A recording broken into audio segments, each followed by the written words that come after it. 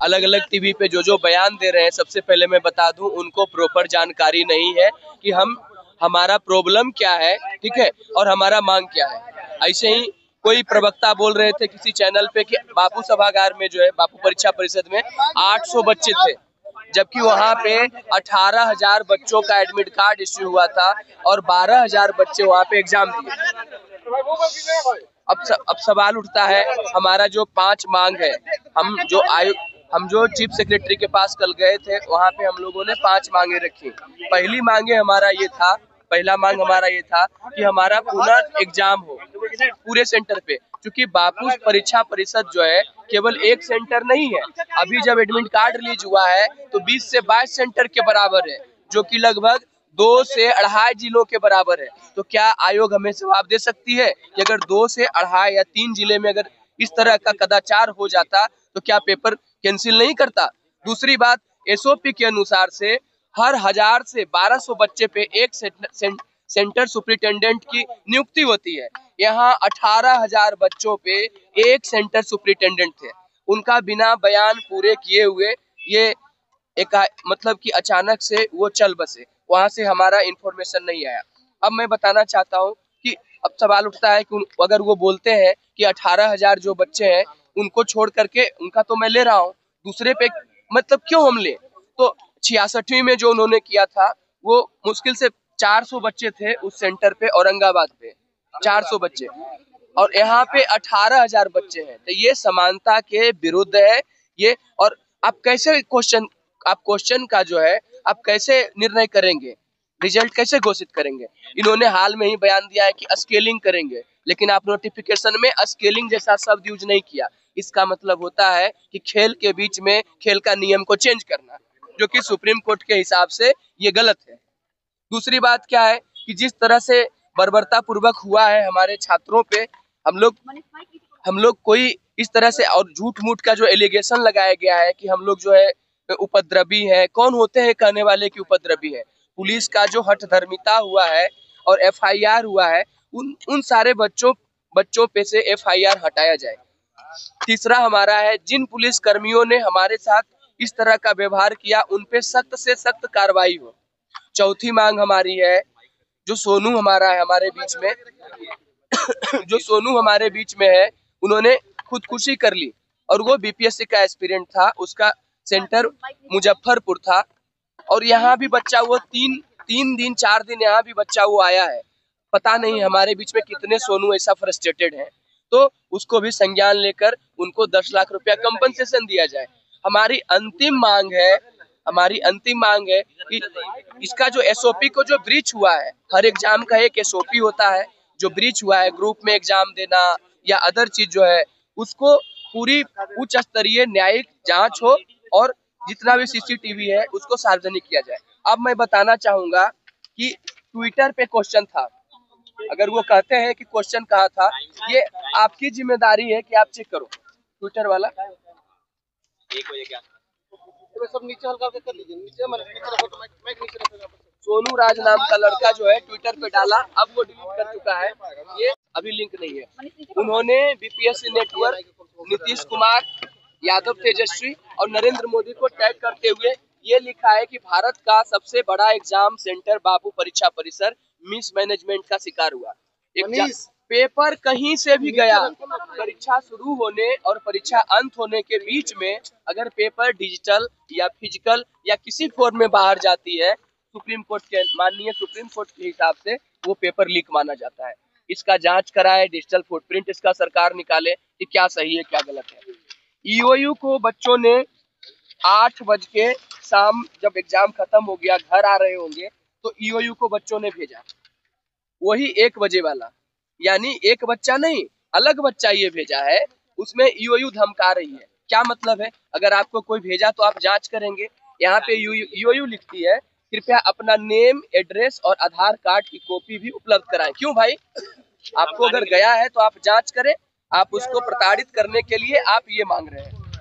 और मैं कहना चाहता हूँ कि महोदय, केवल एक ही परीक्षा पे, एक ही केंद्र पे ऐसा नहीं हुआ। बापू सभागार जो है एक मतलब भगत सिंह जैसा क्रांतिकारी बन के उभरा, जो कि पूरा का पूरा चीज चला और बाकी परीक्षा मतलब सेंट्रलाइज नहीं हुआ। जितनी भी मीडिया हुई सारी कवरेज बापू परीक्षा परिसर को मिली। बच्चों ने अपने अनुभव के आधार पे आरोप लगाया है कि 28 सेंटर में बच्चे जहां जहां एग्जाम दे रहे थे वहां क्या क्या हुआ। हम बारी बारी से आपको पढ़ करके सुनाते हैं। हाँ, और जितनी चीज हम बता रहे हैं सारे चीफ सेक्रेटरी सर को भी उपलब्ध कराया गया है हार्ड कॉपी में। ये जांच का, ये प्रूफ मैं नहीं दे रहा हूँ, ये मैं दिखा रहा हूँ स्क्रीनशॉट जो बच्चों ने भेजा है कि ईओयू को हम भेजे हैं। ट्विटर पे क्वेश्चन था, अलग अलग बच्चे जो है ये भेजे हैं। हम लोग का एक एविडेंस ग्रुप है। हम लोग कोई खुफिया विभाग या सीबीआई वाले तो है नहीं कि हमारे पास सीसीटीवी का एक्सेस होगा या हमारे पास डिवाइसेस कुछ है। आपके पास महोदय सारे सीसीटीवी है, आप खंगालो और सार्वजनिक करो, सारे बच्चों को दिखाओ। और छोटा मोटा क्लिप नहीं, 2 घंटा 3 घंटा का है, पूरा का पूरा दिखाओ कि वहाँ क्या क्या हुआ। मैं शुरू करता हूँ लिस्ट। डीएवी पब्लिक स्कूल भिखारी में मुजफ्फरपुर जो की है, यहाँ पे प्रॉपर चेकिंग नहीं हुआ। यहाँ पे प्रॉपर चेकिंग नहीं हुआ है। क्रॉस क्वेश्चन में फिर यहाँ पे प्रॉपर चेकिंग नहीं हुआ, यानी metal detector 10 minute before question दिया गया और 8 मिनट ये, मतलब यहाँ पे एक्स्ट्रा टाइम मिला है। प्रॉपर चेकिंग की समस्या यहाँ पे है। उसके बाद फिर संघमित्रा पब्लिक स्कूल सिवान है, बच्चे रूम नंबर तक बताते हैं। रूम नंबर 111 में पेपर का सील ब्रोकन था। आप पेपर लेकर के आते हैं, बच्चों के सामने खोलते हैं, सिग्नेचर कराते हैं, तब खोलते हैं। ये एसओपी कहता है आप पहले से खुले हुए पेपर लाते हैं। Room number 112 Sanghamitra public school Siwan. और यहाँ पे उसके बाद जमुई हाई स्कूल जमुई में 7 बच्चे ग्रुप में एग्जाम दे रहे थे। आप क्या कर रहे थे वहाँ पे? क्या एसओपी हमारा कहता है कि 7 बच्चे? महोदय आप चेक कराएं। जमुई में जिसका एग्जाम था उन्होंने बोला है। उसके बाद बीएस कॉलेज दानापुर अपना पटना में लेट एंट्री देते हैं 4 लड़की को 12:32 में। 11 बजे के बाद एंट्री बंद है, 12:32 में आप लेट एंट्री देते हैं और 12:28 तक आपने क्वेश्चन नहीं दिया। अब ये सवाल है किस रूम में नहीं किस रूम में ऐसा हुआ है, आप जांच करें। उसके बाद इस्लामिया स्कूल कटिहार है, यहाँ पे late distribution of question paper हुआ है और एक्स्ट्रा टाइम नहीं दिए। सेंटर कोड KIS 2033 किशनगंज का है। इन्विजिलेटर आते हैं और जैमर को ऑफ कर देते हैं, यानी इंटेंशनली आप चाहते थे कि मैसेज फॉरवर्ड हो, यहाँ से क्वेश्चन हो या आंसर आए, आप चाहते थे तभी तो ऑफ किए। उसके बाद फिर एन कॉलेज यहाँ पे है। एन कॉलेज में बायोमेट्रिक्स नहीं हुआ है, ये आपकी जिम्मेदारी है, कहाँ नहीं हुआ है आप चेक करें, सीसीटीवी आपके पास है। No jammer was working. गया ज्ञान गंगा गया, यहाँ पे माइक से क्वेश्चन बोला जा रहा था, जिसकी प्रति वो बच्चा जो है रांची का बच्चा है, अपना एडमिट कार्ड के साथ वो लगाया है।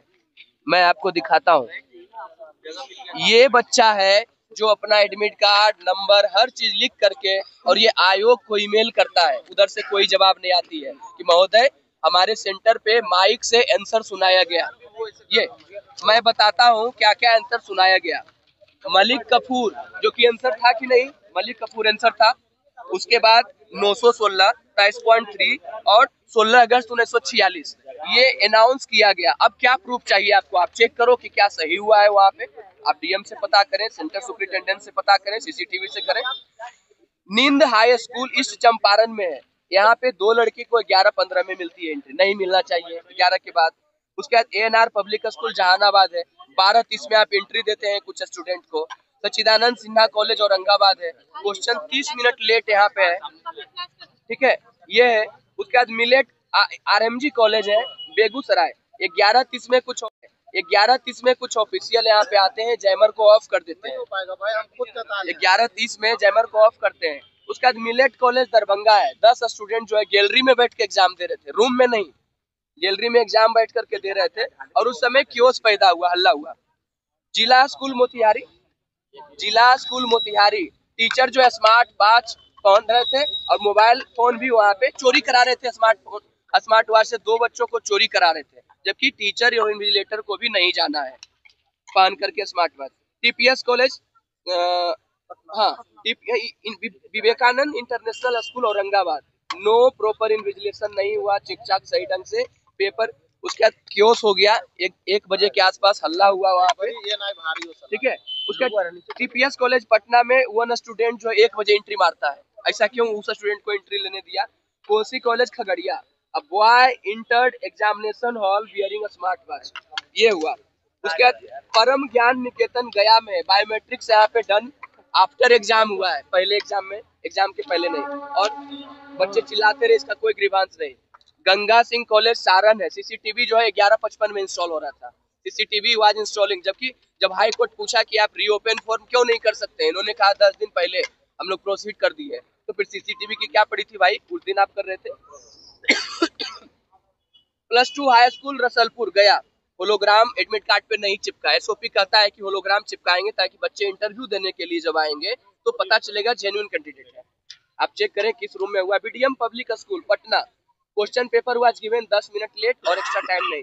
Senior secondary school Rohtas, some student sitting and giving exam in office, office में कुछ बच्चे पेपर दे रहे थे। आप चेक करो क्या हुआ है। Jhunjhunwala Adarsh Balika high school Bhagalpur, student giving exam in group, no interference from invigilator, invigilator को रोकना चाहिए अगर बात भी कर रहा है तो। रामेश्वर सिंह महाविद्यालय मेरा सेंटर, वहां पे 3 बार लाइट कटा है। लाइट जैसे ही कटेगा जैमर ऑफ होगा, मैसेज जाने के लिए 2 से 3 सेकंड काफी है, और लास्ट टाइम जो कटा है 4 से 5 मिनट से ऊपर लाइट कटा है। यानी आप जानबूझ के काट रहे थे। अगर कट भी रहा था तो आपके पास बैकअप क्यों नहीं था? 1200-1800 रुपया फॉर्म का आप ले रहे हैं और आपके पास एक बैकअप नहीं है। संत जोसेफ नवादा, क्वेश्चन कम विदाउट, मतलब पूरा का पूरा सील नहीं था। उसके बाद फिर राजकीय उर्दू उच्च माध्यमिक विद्यालय बेस्ट चंपारण, यहाँ पे भी होलोग्राम नहीं दिया गया, नो प्रॉपर बायोमेट्रिक्स भी नहीं हुआ। उसके बाद सुगरा कॉलेज नालंदा, सिक्योरिटी में फॉल्ट हो रहा है चेकिंग में, एक गर्ल आती है जो कि पेंसिल से भर रही है। तो ये हम लोगों ने आरोप लगाया। जैसा कि हमारे मित्र ने अब तक आपको कई ऐसे स्कूल के बारे में बताए हैं जहां पर मिसमैनेजमेंट देखने को मिला है। मिसमैनेजमेंट कई फॉर्म में आपको देखने को मिल जाएगा कि बच्चे लेट से आ रहे हैं, जैमर बंद कर दिया जा रहा है, बच्चे लेट तक बैठ के वहां पे एग्जामिनेशन दे रहे हैं, जैमर बंद कर दिया जाएगा। और जिस तरह का प्रश्न आपने पूछा है, मुश्किल से 5 मिनट लगेगा आपको चैट जीपीटी पे इसको सॉल्व करने में। 5 मिनट भी नहीं लगेगा, मुश्किल से 1 मिनट लगेगा। तो ये चीजें आपके सामने रखा हुआ है। अब ये आयोग के पास जाती है ये मामला, आप इस स्कूल को इंक्वायरी करें, सारी चीजों को खंगालें।